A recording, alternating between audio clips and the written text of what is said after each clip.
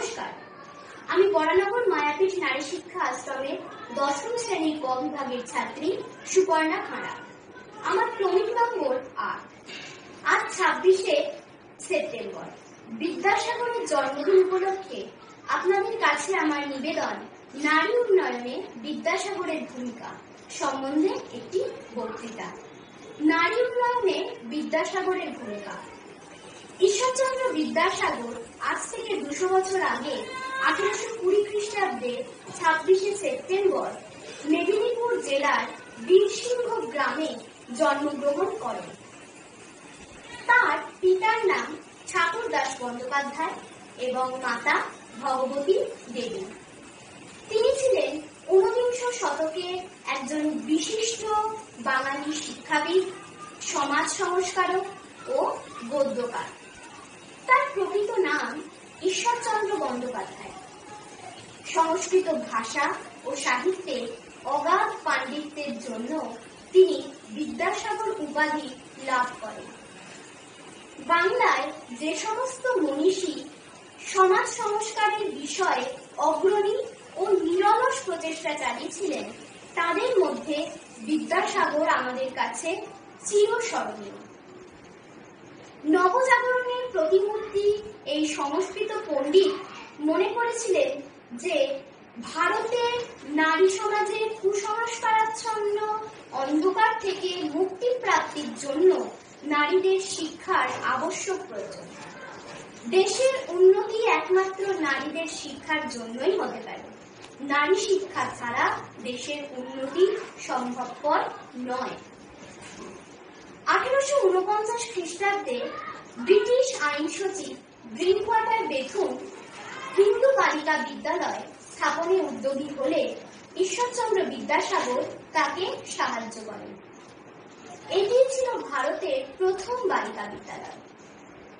ঈশ্বরচন্দ্র বিদ্যাসাগর ছিলেন এই বিদ্যালয়ের সম্পাদক। ঈশ্বরচন্দ্র বিদ্যাসাগর নারীদের সচেতনতা বৃদ্ধির জন্য এবং শিক্ষা লাভের জন্য বর্ধমান, মেদিনীপুর, হুগলিতে গড়ে তোলেন স্ত্রী শিক্ষা সম্মেলন। এছাড়াও তিনি নারীদের শিক্ষা লাভের দিকে এগিয়ে দেওয়ার জন্য বিভিন্ন পত্র পত্রিকা প্রকাশ করতে থাকেন। তিনি গ্রামে গ্রামে ঘুরে অভিভাবকদের বুঝিয়ে নারী শিক্ষার গুরুত্ব বুঝিয়ে তিনি অভিভাবকদেরকে রাজি করান নারীদের শিক্ষায় আসার উদ্দেশ্য।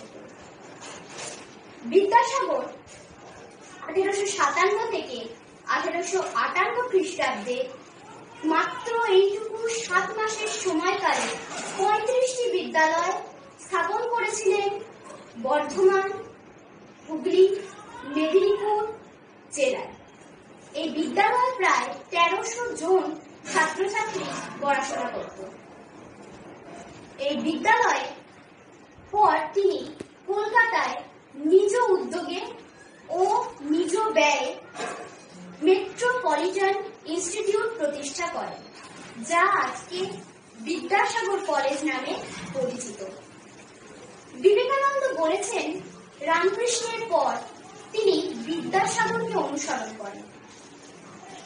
বিদ্যাসাগর নারীদের শিক্ষার বিষয়ে অবদান ছিল অসামান্য। স্বয়ং রবীন্দ্রনাথ বলেছেন, বিধাতা বিদ্যাসাগরকে বঙ্গভূমির মানুষকে শিক্ষা লাভের জন্য ভার দিয়েছিলেন। ঈশ্বরচন্দ্র বিদ্যাসাগর নারীদের শিক্ষা লাভের বিষয়ে উদ্যোক্তাদের মধ্যে ছিলেন একজন উজ্জ্বল পথিকৃৎ। এই উজ্জ্বল পথিকৃৎ 70 বছর বয়সে 1891 খ্রিস্টাব্দে 21শে জুলাই আমাদের ভারতের ভূমি ত্যাগ করে মৃত্যুবরণ করেছিলেন। নমস্কার।